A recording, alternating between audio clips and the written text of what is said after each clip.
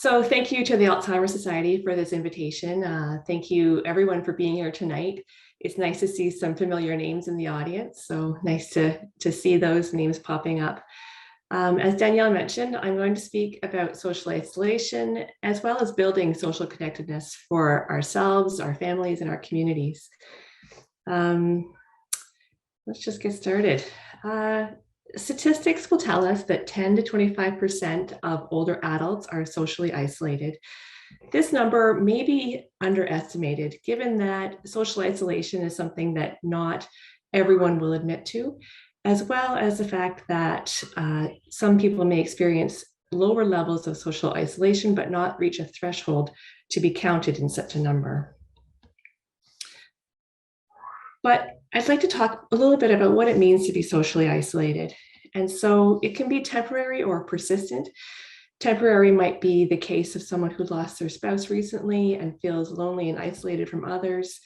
After a period, they may get back into being more connected with family and friends.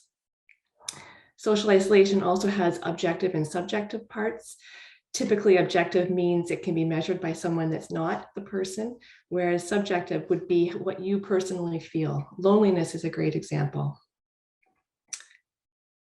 And so there's lots of definitions of social isolation out there, but this is a really good one that's pretty comprehensive. And so social isolation refers to a lack of sense of belonging, feelings of loneliness. Those are the subjective parts. Low levels of social engagement with others, that might be more objective, that could be looked at by someone else. There might be poor quality of relationships and a small number of close relationships. It's important to note that it's a really personal sort of concept. So it's not to say that people need to have a certain number of people in their lives or a certain number of friends or family members that they're close to. It's really dependent on what's most comfortable for that person. And it could be that a really small number of close relationships is all that's needed. Social exclusion or social isolation and exclusion has lots of different looks and lots of different feelings associated. And so it may mean that you feel invisible or the people in your lives feel invisible to others. It may mean feeling devalued and marginalized by society, not being part of things. There may be feelings of stigma, as I mentioned. It can be stigmatizing and uncomfortable to tell someone like your family doctor or a family member that you are feeling lonely or isolated. People don't necessarily want to admit that sort of thing, even though it's something that affects so many of us. So when we talk about being isolated, socially isolated, these are some of the things that people might say. And I want you to think to yourselves about what you might feel comfortable saying if you were feeling isolated yourself. Would it be something like saying, I'm lonely, or I need someone to talk to, or I wish I did more with others?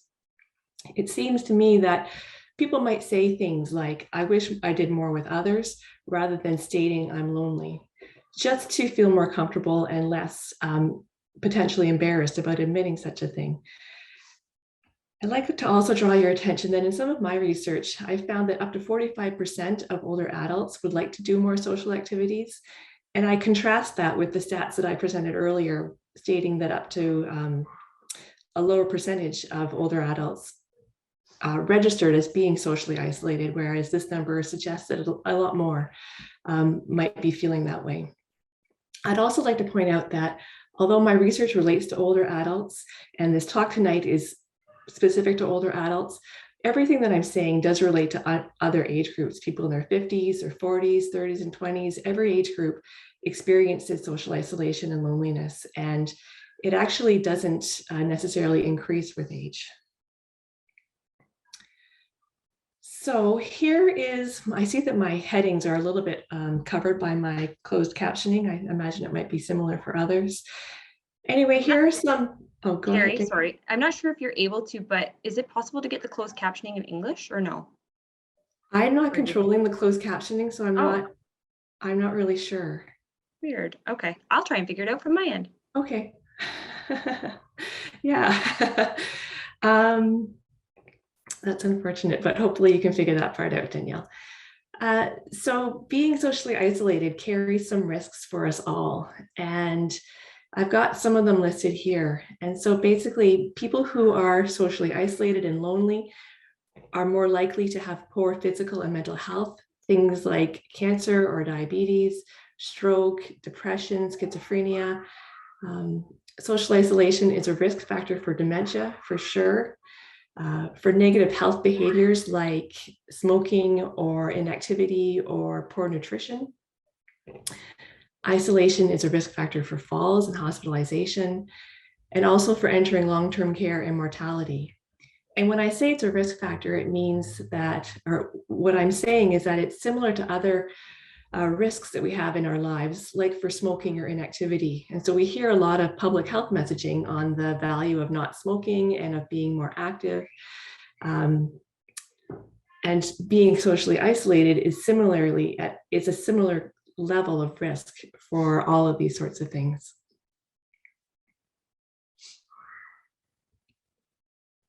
Okay.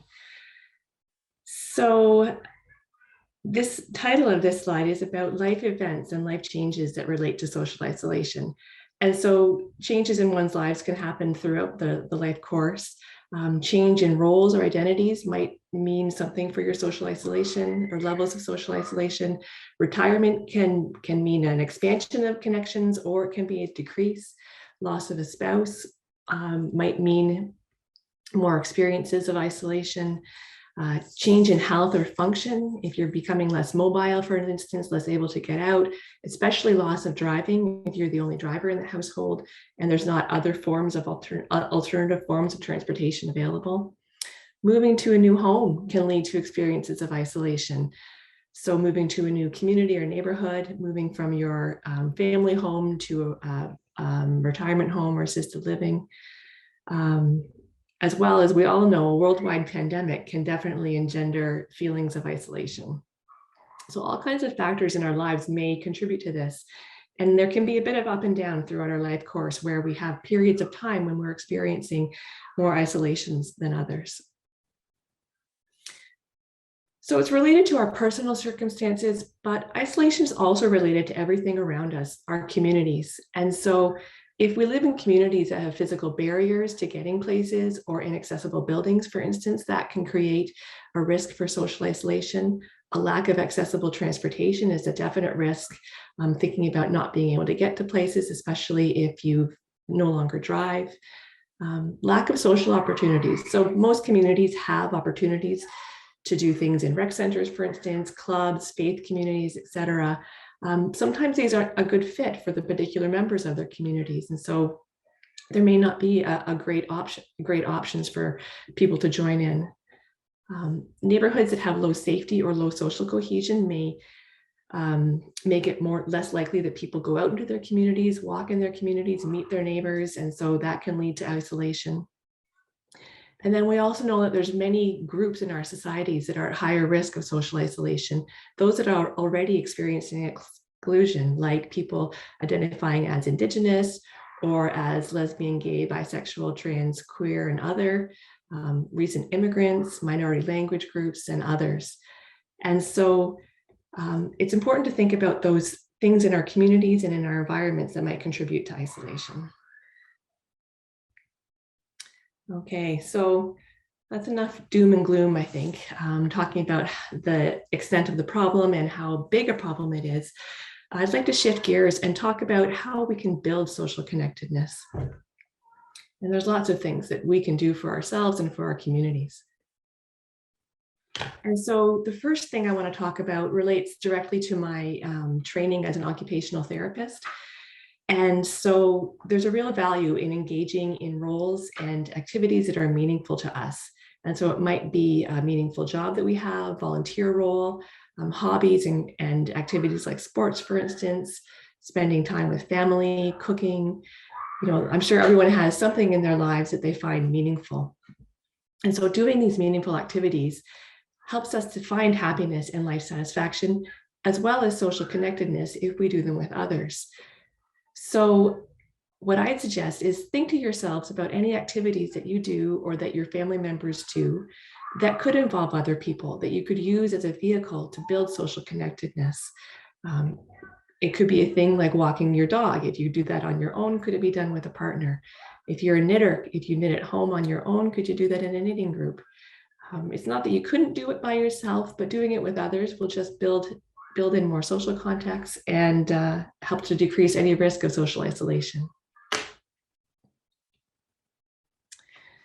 And this slide is about building community connections. And so I'd like to talk about something aside from our close friends and families. Many people will have an outer layer of acquaintances and people that we know casually or more informally. And we make those connections through everyday neighborhood activities. And this is something that I've seen in my own research, doing research in London in a few different neighborhoods in town. And so the people that we speak to talk about walking in their neighborhoods, shopping, sitting on their porches, just being on the sidewalk, for instance, using services. And that's a way of creating and making connections with other people in the neighborhood. It might be that you don't know the person's name or that they don't know a whole lot about them, but simply having that familiar face and some friendly recognition is important to our sense of feeling like part of our communities. There's other ways, obviously, that I've mentioned before, something meaningful like volunteering or contributing to your community. And I'd like to just share a couple quotes that I found from my studies. And so this is about everyday activities. And one person told us, even just that, we said hello to a bunch of people we didn't know.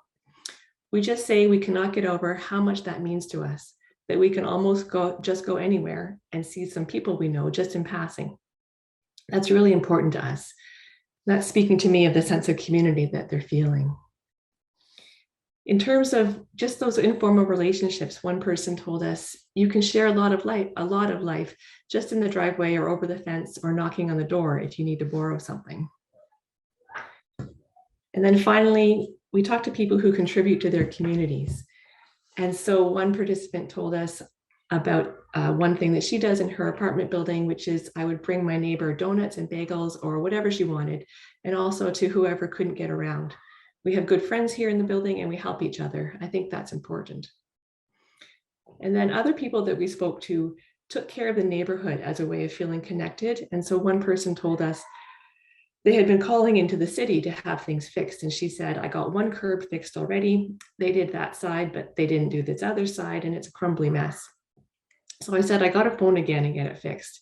So this is a person that's been calling into the city, to the City of London line, to have maintenance crews come out and fix the neighborhood, which is important for getting around, first of all, but also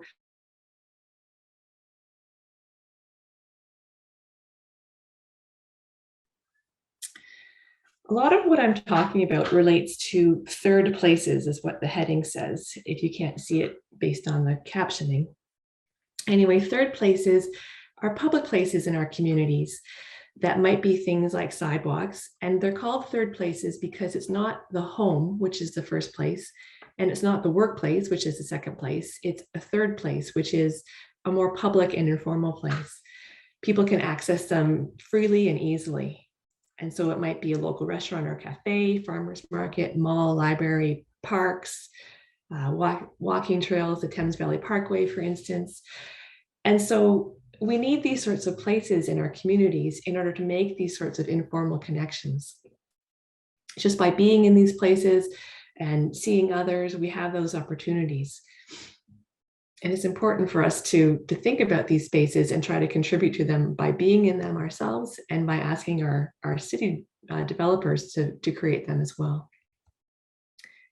And so about third places, in one study, a person told me, if I'm walking through the mall and past Timmy's, and this person, of course, means Tim Hortons, and I see a neighbor, I might sit down and chat. And so this is just a really, fortuitous, random sort of run-in with a person that then builds that person's sense of belonging and connectedness.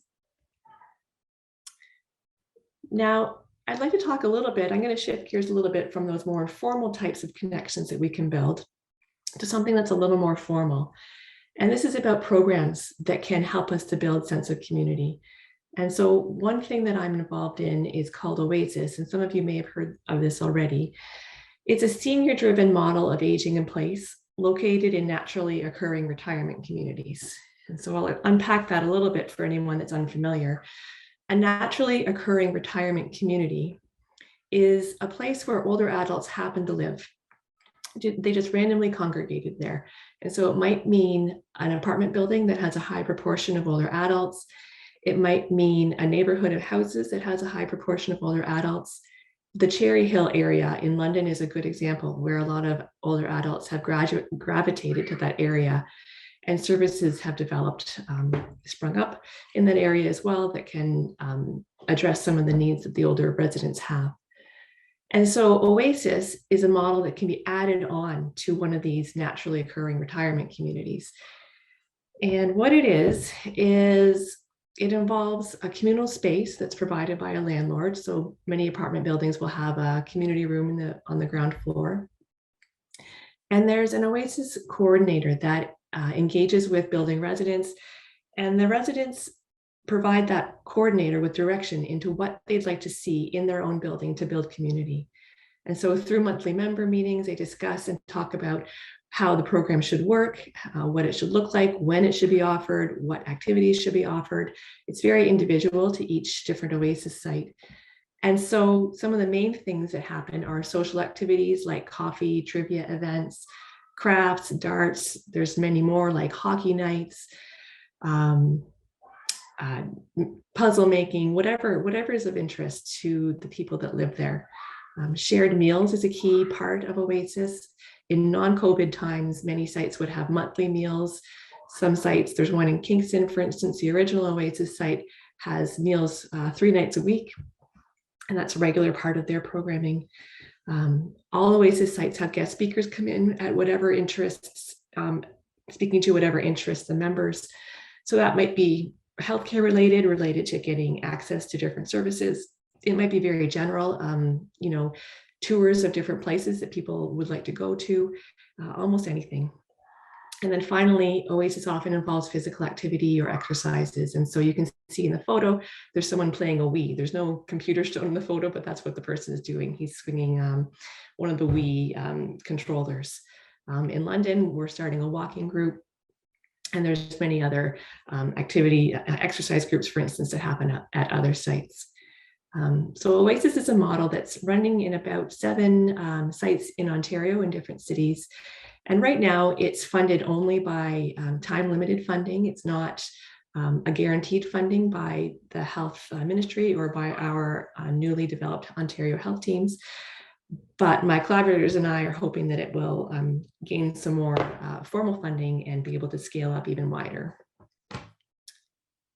Anyway, one person talked about the value of Oasis. Aside from doing all these activities, this is what one person in the London site said.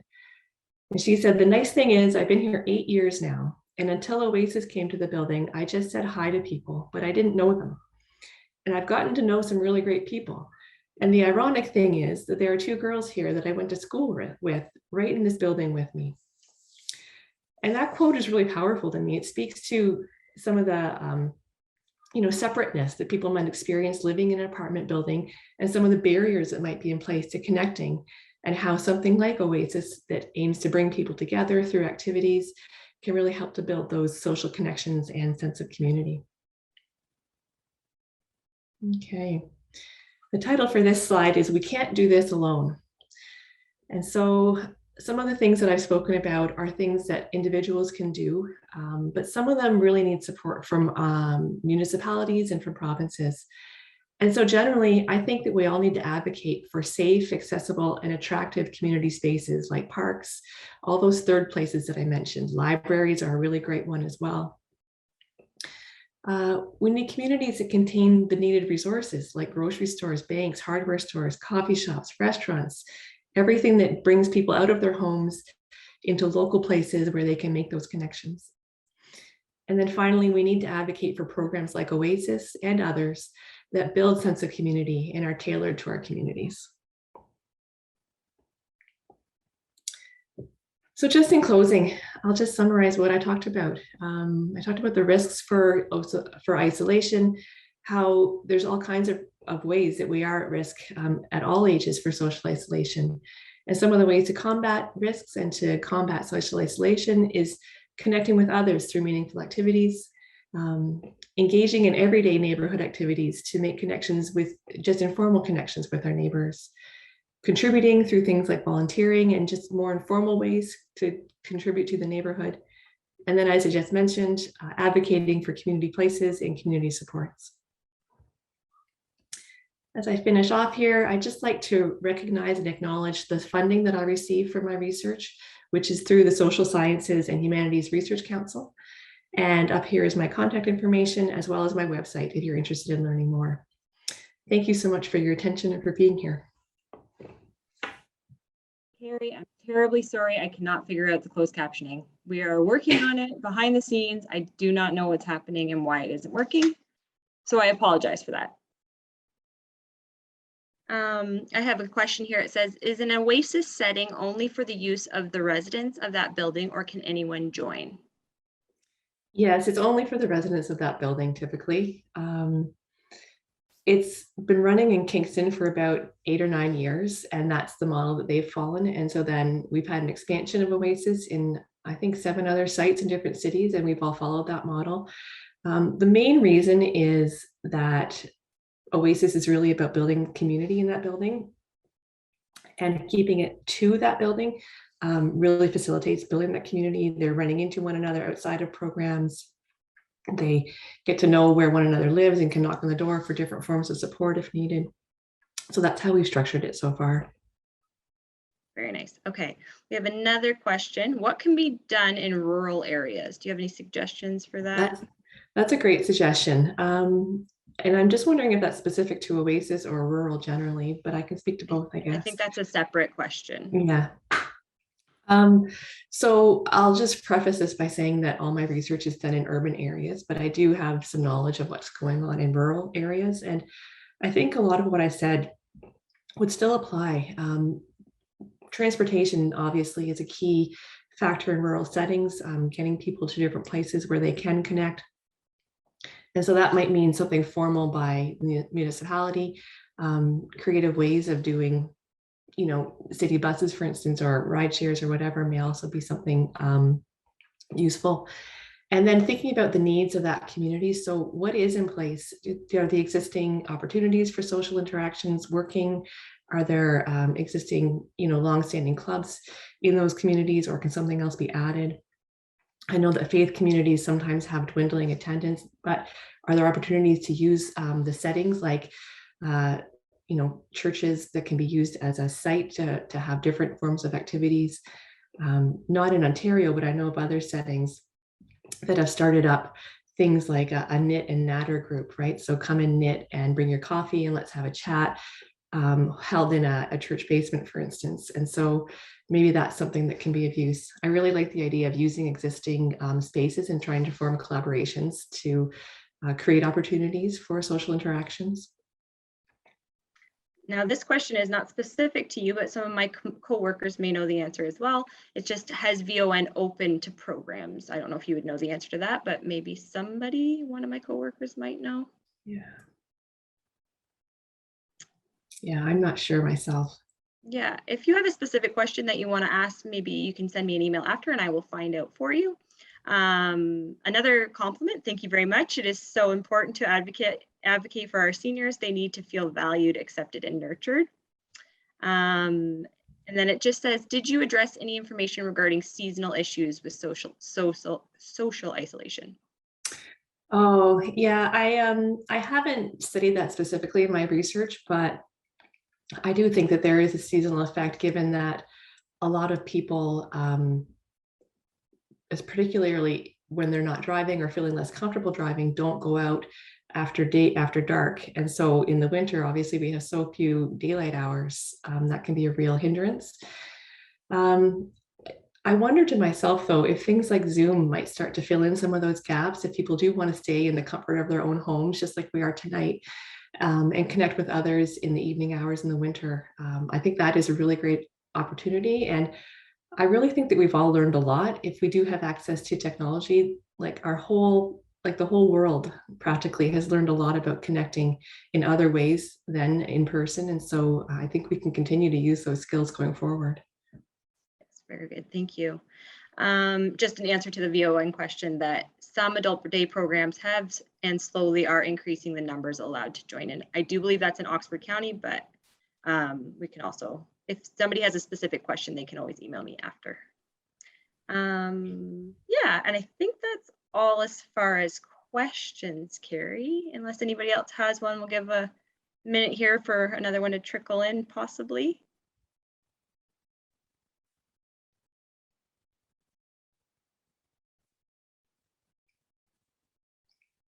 Okay, pretty quiet now. So thank you for answering all the questions, and thank you for sharing your knowledge with us. We really appreciate it.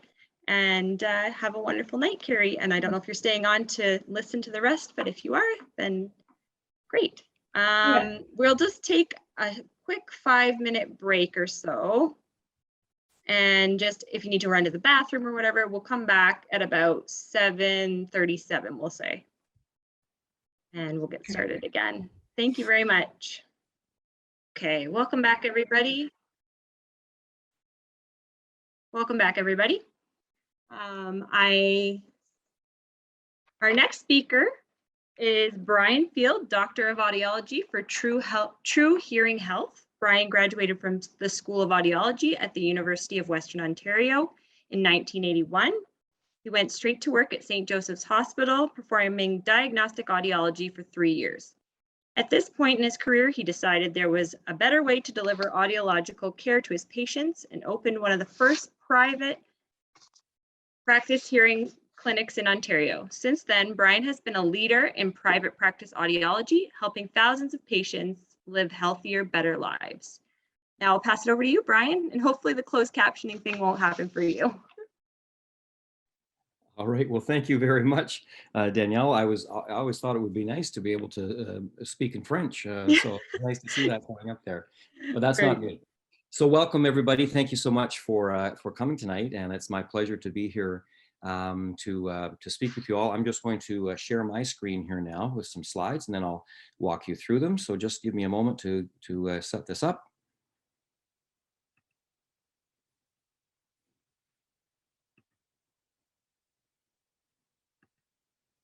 Okay.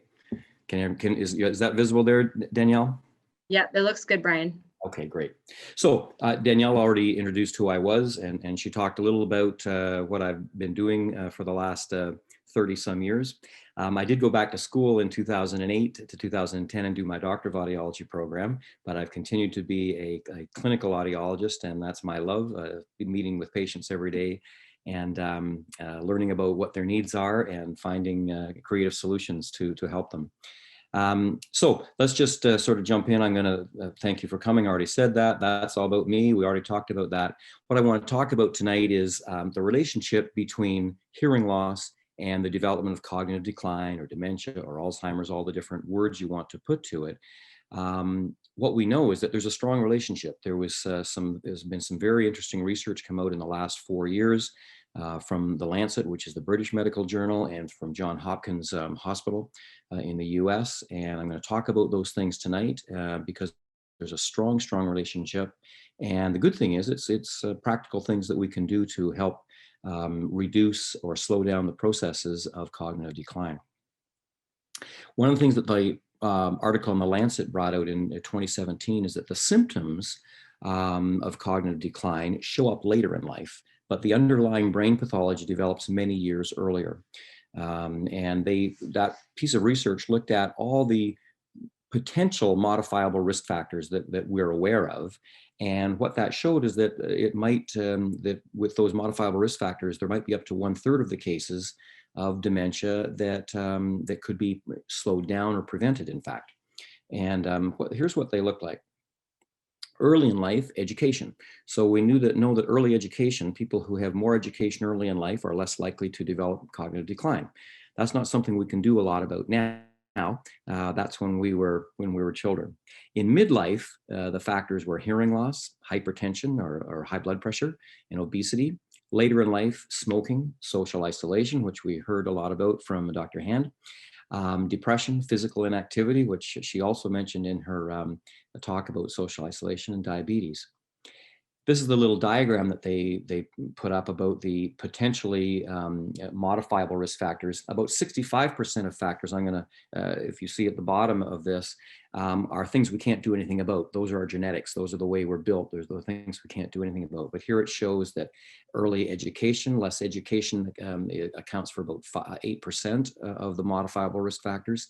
Hearing loss at 9%, hypertension at 2%, obesity at 1%.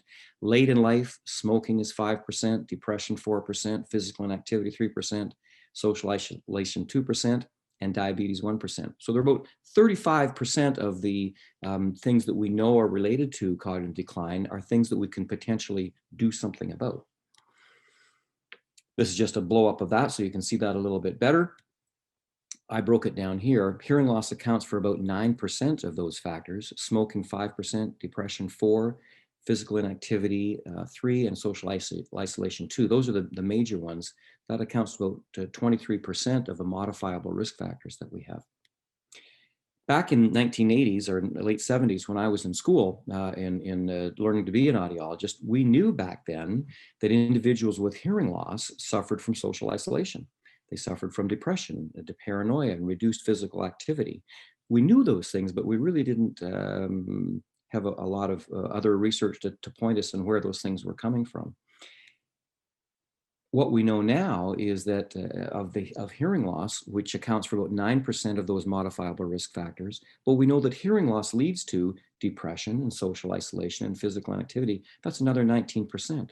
So it means that almost 18% of dementia cases could be eliminated, reduced, or delayed significantly by treating hearing loss early in midlife. That means that treating even mild hearing loss is now strongly indicated. What that means is, what we're telling family physicians out there is when people hit 50, it's time to send them to have a hearing assessment to find out where their hearing is. If it's normal, that's great. We've got a baseline to work with. If there's hearing loss beginning to show up, early treatment helps, gives us much better long-term outcomes in terms of our hearing and slowing down the effects of cognitive decline. All human brains become smaller as we get older. It's accelerated in people with hearing loss. We know that from research and studies looking at people's brains. Untreated hearing loss may result in serious long-term consequences to healthy brain function. That shows up in the research from Johns Hopkins Medicine. One of the things that we know, we think, well, why is this? Why is it that hearing loss affects our brain? Why is it that it leads to cognitive decline? The biggest issue, or one of them, the biggest ones, is cognitive overload. And what that means is when we begin to have trouble with our hearing, understanding language becomes difficult. People speak and we hear them, but we're not always sure what they've said. So our brain has to work extra hard to figure things out. So we're looking at contextual cues. What did we just finish talking about? What are we likely to talk about next? And then making good guesses about that. But it also means things of, is it a sunny or a cloudy day? Did a dog just walk past us? Did someone just spill their coffee? All of those things, those extraneous things, help to give us cues to make good guesses when we haven't heard the words clearly. But that uses a lot of cognitive resources. So our brain gets overloaded trying to figure out what people are saying. That cognitive overload starts to use up resources that used to be used for other things, and particularly having to do with memory. So people will come away from a social engagement saying, boy, I'm exhausted from that. It was really hard work just to be there and to listen and understand what people are saying. But over time, that cognitive overload starts to rewire our brain. And areas that used to be used for other things are now being used to help with language. And so that leads to often trouble with short-term memory issues. The other thing that happens is social isolation. And this ties in very directly with what Dr. Hand was saying. When we don't hear well, we begin to slowly drop out of doing things, not because we want to, but because, well, you know, when I go to play bridge, I really can't hear what the other people are bidding. And so, I'm going to stop going to play bridge, or I don't go to church anymore because I can't hear what the priest or the minister is saying. I don't really like to go to family gatherings because when I go there, I can't follow what's going on. So I just sit in a chair and nobody talks to me because I can't follow. those are sad things, but they happen because of not hearing well. People begin to drop out of social interactions, which is all part of social isolation. And it's a really significant factor, and something that, again, something we can do something about to keep people engaged. We know from research that people with untreated hearing loss are up to 5 times more likely to develop dementia. That's a big amount. That's a big factor. And if we can improve that by treating people's hearing loss with appropriate hearing devices or other rehabilitative methods, then that's a really good thing. 5 times is a big difference. And if we can improve that, it's one thing that's going to make a big difference in people's lives. What it means is that people who are 50 plus should have their hearing checked regularly. We want to be on top of it. Or starting early treatment is the best thing we can do to improve cognitive, to improve the chances of reducing the risks of cognitive decline. You know, people often say, well, goodness, I'm 85 years old. Should I do something about my hearing now? And of course, the answer is yes. It's sort of like the question about when's the best time to plant a tree. Well, 20 years ago was the best time, but the next best time is today. It's never too late. And in fact, there's some interesting research happening at the University of Melbourne right now. And their preliminary research is suggesting that not only does treating hearing loss slow down the progression of cognitive decline, but it actually can reverse it. And they're showing some improvement in cognitive performance after people have been treated with appropriate hearing devices and are using them on a regular basis. The good thing is about getting your hearing assessed is it's easy. There's nothing difficult about a hearing test. It doesn't cost anything to have a hearing test done. There's no commitment about it, and it'll help you to understand where you're at this moment. And it gives us a baseline to work with for the future so that we can monitor at appropriate times so that when the right time comes to do something about hearing loss, we can be on top of that.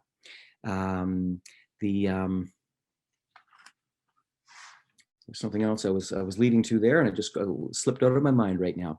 I guess one of the things I was saying, as part of our assessments at True Hearing Health, we provide a cognitive screening at our office.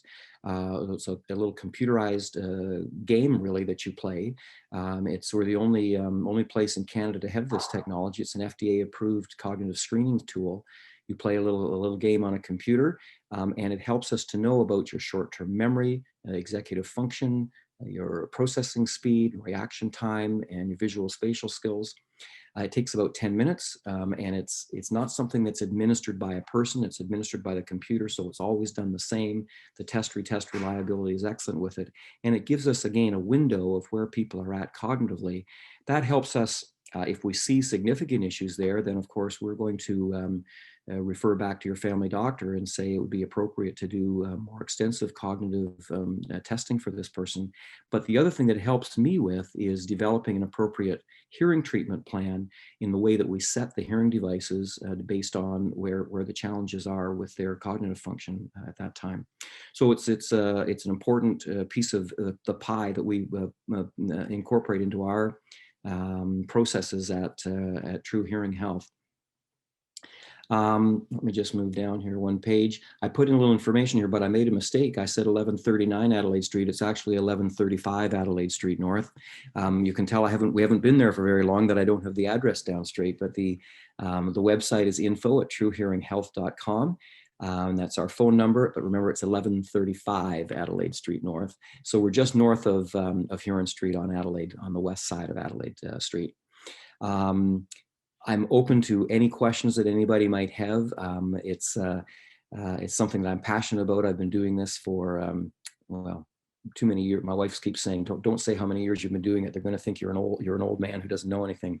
But I've been doing this for 35 years or so.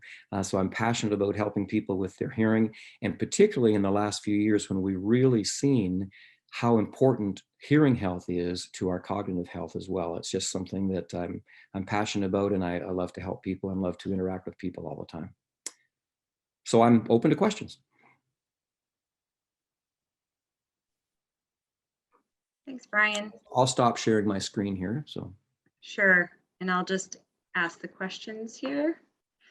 So the first question is, what is the cost of hearing aids? Typically, I guess. That's a great Vary. and the short answer is hearing aids can be a big investment, but they can vary.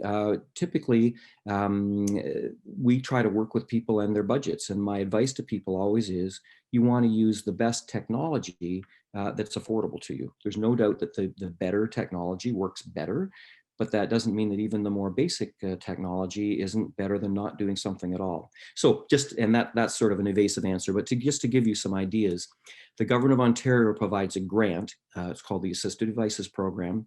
That grant is $500 per year, so it's $1,000. Everybody in the province gets that. As long as you have a health card in Ontario, you're eligible for that grant, whether you're a day old or whether you're 120. And after that grant, prices can vary from about $3,000 for a pair of hearing devices up to about $7,000 a pair. So there's a broad range, and we work carefully with our patients to make sure that we're using the best device that fits with their budgets. Okay. Any suggestions for the people in, oh, sorry, the chat is moving quickly. Any suggestions for the people in our lives that have hearing aids but claim that they do not work for them, even after multiple adjustments, models, etc.? Yeah, I guess my answer to that is that models don't really mean very much. There are only 6 manufacturers of hearing aids in the world. They all have sub-brands under them, but they all are good. There's no one brand that has some big secret over somebody else. And I know, if you're on Facebook or on the internet, you're seeing, oh, the latest new device from Germany is now available in Canada. There's nothing available somewhere else in the world that we don't have available here. There's nothing that we have that the rest of the world doesn't have. And there's no new big secret. The technology is all good. The secret to doing well with hearing devices is not the choice of manufacturer. It's having the proper assessment to begin with so that there are accurate results to use to set the devices, and then knowing how to set them properly based on that individual's needs, and then teaching them how to use them properly and what to expect. Very often, the reason people don't do well is that their expectations have not been set properly at the beginning, nor has there been an appropriate treatment plan gone along with the devices to move them through the process.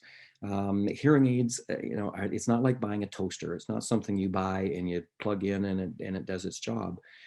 Hearing devices, it takes time to acclimatize your brain to getting used. Things we pay particular attention to is making sure people understand what to expect, and we develop a treatment plan with them to develop that their brain capacity to hear again. And it takes time, and it takes patience, and it takes understanding, and it takes good coaching. And so I think that's the biggest factor is the coaching that goes along with it, not the device. Very rarely is it the device. Okay. Another question here. What about tinnitus for hearing loss? Any treatment available that actually has some success that you know of? Okay, that's a great question. And the short answer to that is there's no magic cure to tinnitus. And again, if people have been searching for this on the internet, they'll see a million treatments for tinnitus.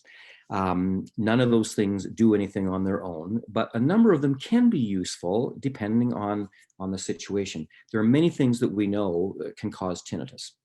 90% of people with tinnitus have an underlying hearing loss, and the tinnitus is there because of damage to the inner part of the ear. But other things can modify it or can cause it. Things like high blood pressure can cause tinnitus. So if we can treat the high blood pressure effectively, that can reduce the tinnitus. So some of those herbs and spices that you might see on the internet that were magically cured somebody's tinnitus may be helpful if they help to reduce high blood pressure, or they relax you.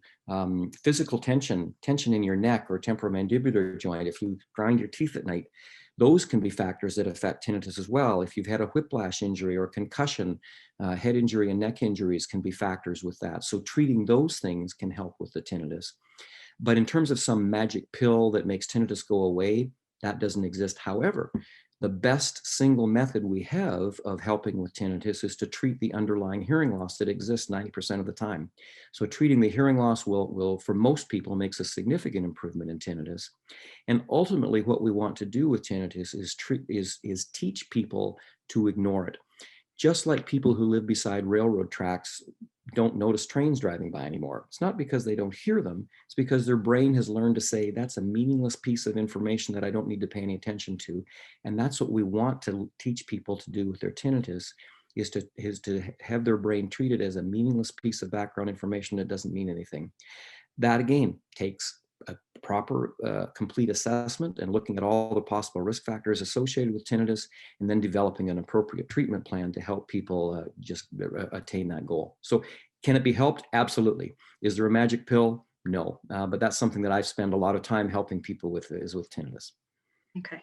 Oh, and just by the way, you can say tinnitus or tinnitus. Either way I was is going to say, I think I said it wrong, but. no, but there's no right and wrong. In fact, Okay. I purposely switch back and forth so I don't sort of show preference to one or the other. Ah, fair enough. Okay. The next question is, how is True Hearing Health different from other hearing organizations? Well, partly my experience is one of the things. I've been doing this for a long, long time. So I'm careful about doing a very thorough hearing assessment at the beginning, understanding people's specific situations where they're having trouble. I spend a lot of time with my history taking, finding out what challenges are you having? Is it hearing the TV? Is it hearing your family? Is it hearing your spouse? Is it hearing at church? Is it hearing when you go to a meeting? We're looking at all the things that are important to that person, and then developing a treatment plan that will help with their specific needs. So finding out people's needs is important, doing a proper assessment. And one of the nice things about a brand new office is all our equipment is right up to date. It's high tech. And one of the things that we do that nobody else does is the cognitive screening, which helps me when I'm developing the right treatment plan, both in terms of what's appropriate in terms of coaching and helping the patient learning how to use their devices, but also how we actually set the device can be modified by what those results are. So brain science, I guess, is the one thing that comes into play, that we pay attention to what's going on with their cognitive skills. Very good. Okay, the next question is, my dad is in early dementia and won't wear his hearing aid. Should we encourage him to wear it? Short answer is yes. Absolutely, you should encourage it. I know that can be a challenge, but you know what my goal with patients is that they wear them from the time they get up in the morning until the time they go to bed at night, with two exceptions.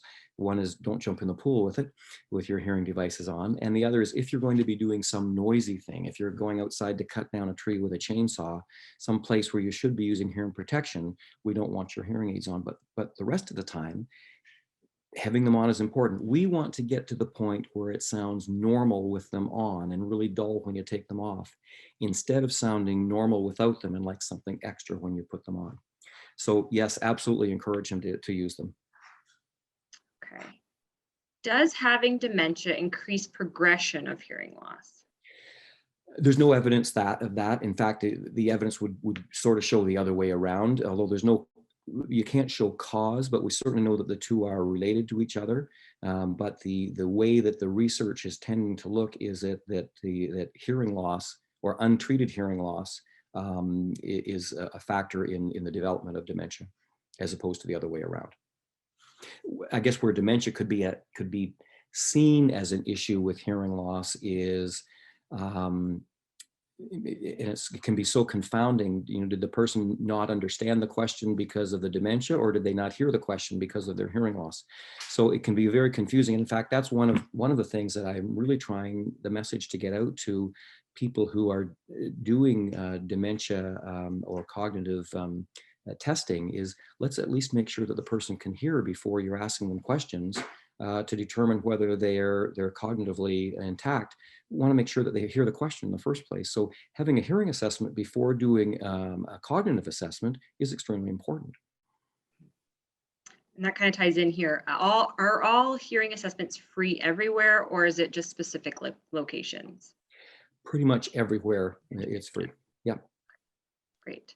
You sort of touched on this already. What if the person with dementia doesn't want to wear hearing aids, and obviously just encouraging them to? Encouraging is all we can do. It's one of those things, you know, nobody can force somebody to wear something, but trying to help them understand why it's important and how it not only helps them, but it helps their family. When communication breaks down, not only is it difficult for the person who's not hearing well, it's really frustrating for family members who are trying to communicate.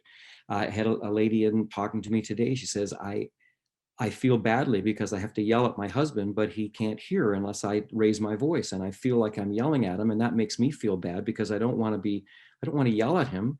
And yet he can't hear and he won't do anything about it. Now it was I was seeing her, not her husband. But it's difficult for everybody when communication breaks down. So anything we can do to improve communication helps everybody, both the recipient and the giver of the information.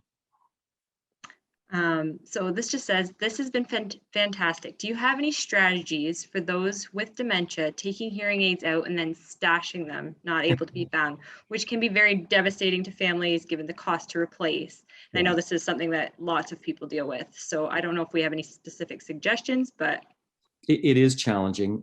There's no doubt. And I've had patients who've put their hearing aids in with their false teeth in a cup of water at night, and not necessarily because they're meaning to, but they mixed it up. Now, at night, I put my dentures in a cup of water and they put their hearing aids in there as well. So depending on their living arrangements, having someone else help them with what to do with their devices at night.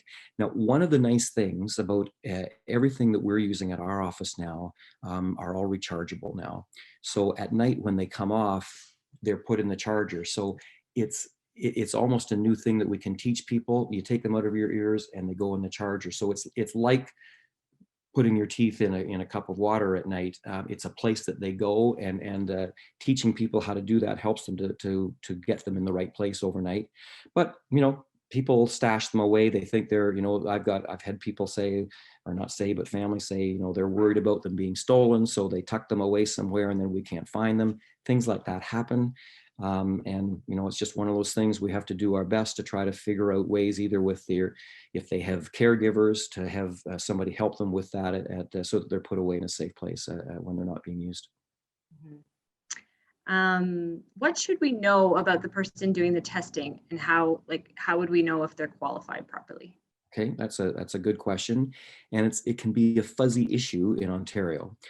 In Ontario, the act of prescribing a hearing device it's a licensed act in Ontario. Only audiologists and physicians have that licensed act. However, the government sort of bypassed that legislation through their assistive devices program, where they allowed a doctor signing that ADP form to act as the prescriber, even though they don't know anything about hearing loss, so that people who are called a hearing instrument specialist. That's a 2-year college program. And that's designed to have people who know how to fit hearing aids and how to fix, do cleaning and repairs of hearing aids. But it's allowed them to step into the role of actually choosing the right device and just having the doctor sign for it, even though the doctor doesn't know what they're signing really with that form. So unfortunately, the assistive devices program has sort of circumvented the legislation that was set down, making that a licensed act. So what you want to look for is somebody with experience, someone who's an audiologist. An audiologist has a minimum of an honors undergraduate science degree, and then a 3-year master's after that. And many of the audiologists in London now have a Doctor of Audiology as well.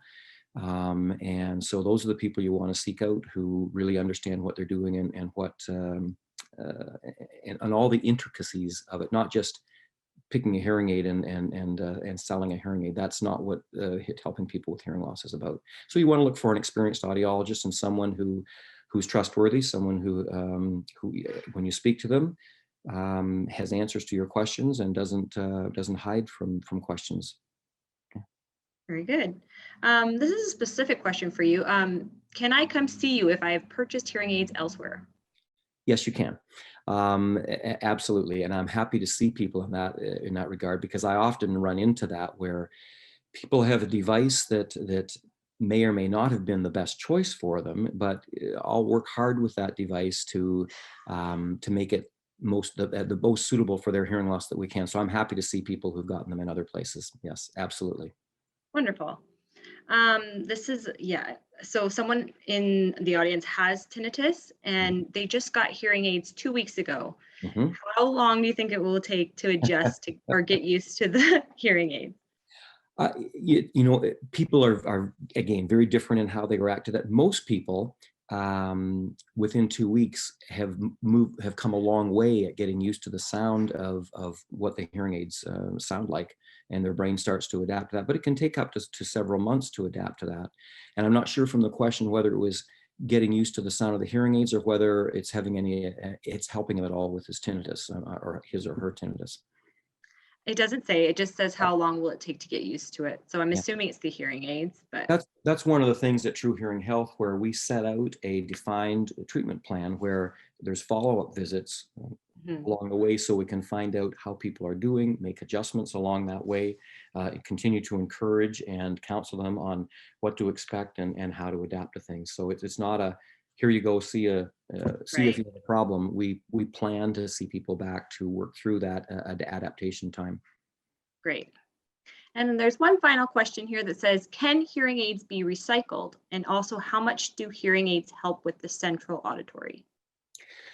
Okay, again, two good questions. We do recycle old hearing aids, but not here, but we collect them for agencies that will use what they can of them to use in third world countries. So we do collect them, and we provide them to some of the companies that do that kind of work. In fact, over the years, I've been involved in 3 different missions, two to Bethlehem and one to Istanbul, where we worked with children there that didn't have access to devices, and we fit them with some refurbished, but in some older new products and that kind of thing that hearing aid manufacturers donated. So it's yes, they can be reused. And I've forgotten the second part of that question. Recycled. Yeah, how much do hearing aids help with the central auditory? Okay, central auditory processing is our hearing system. Our auditory process starts at our ear, but it works all the way up through the cochlea, the brainstem, up to our cognition, to our cerebral cortex. And anywhere along that process, things can interfere with how we process language. Hearing aids allow us to give the best speech signal possible to that system. They don't particularly treat those internal connections, but we know that by giving the best speech signal along that system, it will help to maintain its integrity. That's one of the things that happens as we start to get a degraded speech signal from not hearing all the sounds. Our system doesn't work nearly as well. It's trying to adapt and change to that. But what's happening in our memory, short-term memory, is we have it's like a recognition system there that says, okay, that package of sounds, that's the word health. But if health is all mixed up and you only hear health, then your brain doesn't know what that word is. And so it's scrambling to try to figure it out. So our whole auditory process can be delayed with that. But hearing aids are not necessarily a treatment for if they're specifically asking for central auditory processing skills, which is something that we work a lot with children. I don't anymore. I don't work with auditory processing skills, but it's not a direct treatment for that, unless there's a peripheral hearing loss that is impacting on that. Fair enough. And I think a good final question, how soon can someone get in to see you? That's a great question.